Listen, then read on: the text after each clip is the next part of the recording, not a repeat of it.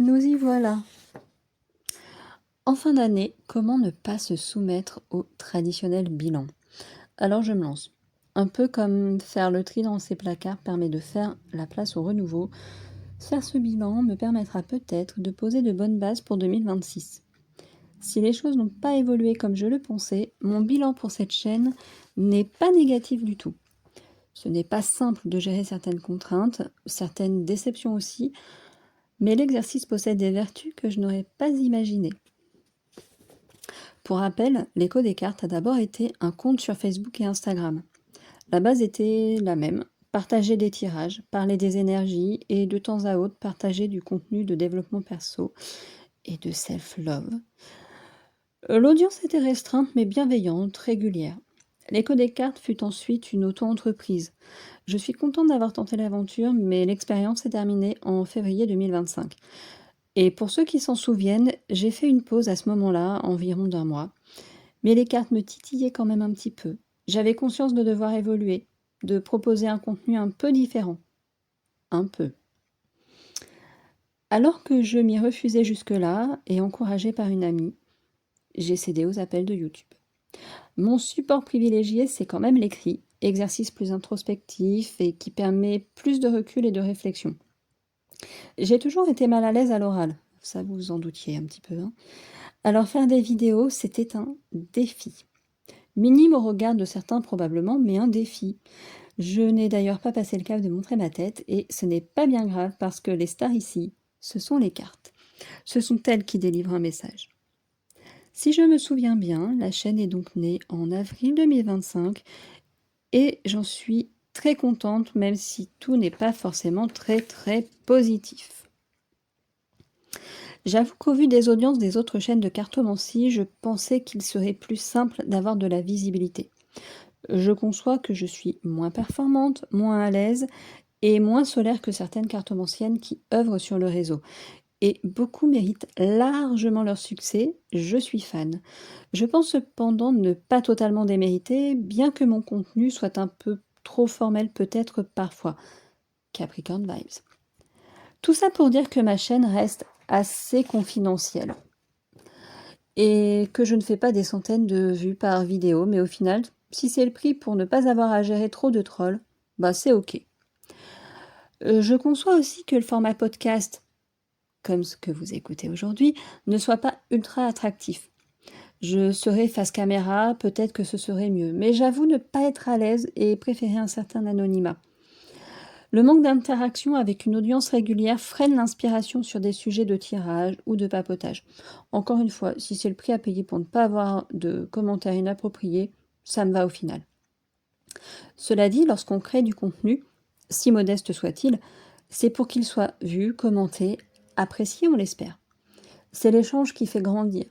Et oui, ça flatte aussi un petit peu l'ego quand même, on va pas se mentir. Dans les aspects négatifs, je garde aussi la difficulté que j'ai à filmer tranquillement. Je me mets probablement des freins imaginaires, 8 d'épée en force, mais je n'ai pas de lieu dédié au tournage, comme énormément j'imagine. Je m'installe sur la table du salon, ce qui implique de déplacer tout ce qui traîne au quotidien, mon ordinateur principalement, de repositionner le support du téléphone et j'en passe. Ça ne prend pas forcément beaucoup de temps, mais c'est fastidieux. J'ai toujours peur de faire tomber quelque chose, mon ordi par exemple, hein, parce que j'y tiens. Parce que même s'il me fait des petits caprices à perdre ses pilotes actuellement, il reste mon compagnon de travail et de loisirs privilégié. Il y a la contrainte aussi de la vie en immeuble. Je vous en ai parlé très régulièrement. C'est un peu qui tout double ça, qui tout double. Ce matin, j'ai filmé le tirage du bilan 2025 et oui, c'est une journée bilan du coup. Tournage, vidéo du tirage de cartes et filmage du script, enregistrement du script. Alors je tente désormais, au niveau des vidéos, des tirages donc, de les filmer relativement tôt, 7h, 7h30. Et au final, à 11h, je peux dire que l'immeuble a connu une matinée très calme aujourd'hui. Et d'autres fois, c'est beaucoup plus vivant, on va dire. Alors ça ne s'entend pas forcément à la caméra et pour vous, c'est tant mieux, mais personnellement, ça me va très souvent me déconcentrer et c'est assez désagréable. Et pour vous aussi, puisqu'en général, je râle. J'imagine que beaucoup de créateurs de contenu ont ces contraintes et que j'ai simplement plus de mal à prendre du recul que d'autres. C'est donc un point que je dois travailler, probablement moi. Parce que se lancer sur YouTube, ça vous challenge sur plusieurs points et ça s'avère terriblement positif. Il faut peu au final pour débuter. À chacun de voir ensuite si investir dans du matériel, caméra, micro ou autre, est utile. Je vous avoue, mon seul investissement, ce fut le support de téléphone qui me permet de filmer les cartes d'en haut. Je filme avec mon téléphone et je monte ensuite avec le même ordi que j'ai depuis pas loin de 8 ans. Oui, c'est un dinosaure pour un ordinateur, mais je l'aime et il tourne pas si mal que ça, malgré, comme je l'ai signalé plus haut, le souci de pilote. Je me fais un défi de le régler, ce souci de pilote. J'y arriverai. J'ai donc dû apprendre à monter des vidéos. Alors je ne vais pas me prendre pour une pro, loin de là. Je fais du très très basique. J'utilise CapCut en version gratuite. J'utilise parfois Clipchamp si le premier est capricieux. Le tout en version gratuite, encore une fois.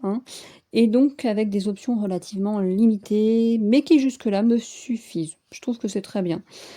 Je fais les miniatures et les photos pour Facebook et Instagram avec Canva. Rien de farfelu. Je pense que c'est une application que nous utilisons tous désormais. Pratique, un petit peu capricieuse parfois aussi, mais globalement, c'est un outil assez facile d'accès et qui offre des possibilités assez sympas. Encore une fois, loin de moi l'idée de me prendre pour une graphiste. Je bidouille et à mon niveau, ça suffit. Bref, vous l'avez compris, il n'y a pas de grosse boîte de prod derrière, il n'y a pas toute une équipe. Me, myself and I. Voilà. De façon assez surprenante, ces tâches me plaisent assez. J'ai conscience de faire du très basique, parfois peut-être du pas très joli, de manquer d'imagination, d'inspiration. Et quand je vois des vidéos plus travaillées, j'ai désormais conscience du travail nécessaire pour avoir ce résultat. En relativisant, parce qu'effectivement, encore une fois, certains ont des gens qui bossent avec eux et qui font le boulot. L'évolution que j'apprécie le plus, c'est sur la prise de parole. J'ai encore beaucoup à faire pour être à l'aise complètement, mais je pense que mon débit de parole est plus régulier qu'en avril. Les mots viennent plus facilement, et même si avant 9 h du matin, mon cerveau est encore brumeux, j'ai quand même pas mal évolué. La preuve, maintenant, je filme à 7 h, 7 h 30.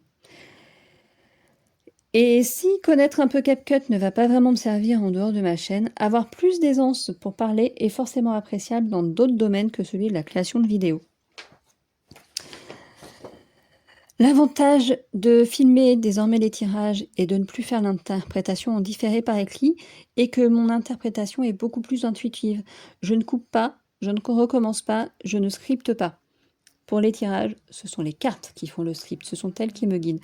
Alors parfois, j'ai besoin de mes livres, surtout quand j'apprivoise un nouveau tarot, comme le tarot de Delphes actuellement. Mais globalement, ça vient tout seul, je laisse parler le ressenti que me renvoient les tirages. Du coup, c'est pas du direct, mais quand vous voyez la chose, en fait, c'est tel que je l'ai vécu en découvrant le tirage. C'est vraiment un exercice absolument génial, en fait. Parce que sans avoir vraiment une pression en mode «Ouah, faut se dépêcher», il y a quand même le temps nécessaire pour découvrir le tirage, comprendre les cartes, comprendre ce qu'elles veulent dire. Moi, je trouve ça carrément génial. C'est un point absolument fabuleux, je trouve. Mon bilan est donc globalement positif. J'aimerais plus d'interactions, c'est vrai. Avoir une audience régulière qui pourrait me guider sur ses envies, autant sur les tirages que les podcasts. Mais j'ai osé, et je tiens le coup depuis avril. Je tente d'être aussi régulière que possible, et c'est une victoire en soi. C'est un peu chaotique en ce début décembre. Voilà, parce que là, je suis en train de filmer début décembre, et je pense que vous aurez ce podcast début janvier. Enfin, début décembre. On est mi-décembre. On est le 13. Il est temps de conclure le papotage parce que je commence à digresser beaucoup trop. Je vais donc remercier les personnes qui passent régulièrement par cette chaîne, qui écoutent le podcast, qui regardent les tirages. Je remercie Aurélie pour son soutien depuis des années, pour l'écho des cartes, mais aussi plus globalement. Tu es une belle personne et je te le dis souvent, mais je me répète, j'espère que tes efforts paieront rapidement et que le positif inondera ton chemin pour longtemps. Sur ce, moi, bah, je vous laisse et je vous souhaite une belle fin de semaine, une belle année 2026. Prenez soin de vous.